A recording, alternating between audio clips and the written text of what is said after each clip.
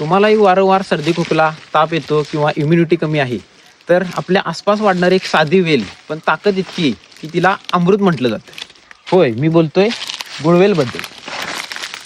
तिला इंग्लिशमध्ये गिलॉय टायनोस्पोरा किंवा कॉर्डिफोलिया पण म्हणतात आणि गावठी भाषेत तिला गरुडवेल पण म्हणतात. आणि हिला गरुडवेल म्हणण्याचं कारण म्हणजे ही बघू शकताय, ही झाडावर अशीच उगते, म्हणजे हिला परजीवी वनस्पती आपण म्हणू शकतोय. जर तुम्ही हिला तुमच्या गार्डनमध्ये जरी तोडून कोणत्या तरी झाडावर टाकली तरी सुद्धा ही उगू शकते. तर मंडळी, कोरोनाच्या काळात पण या वेलीचा इम्युनिटी वाढवण्यासाठी मोठ्या प्रमाणात वापर केला होता. आणि आता आपण ही वेल तोडणार आहे आणि घरी नेऊन याचा काढा तयार करणार आहे आणि ते घेणार आहे.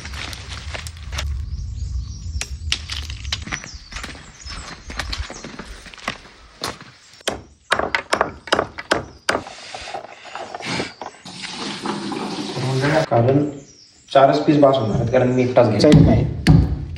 थोडंफार असं चेपतील, म्हणजे असं एवढं असं 2 भाग होतील एवढंच करायचं. फुल एवढं पाणी घालून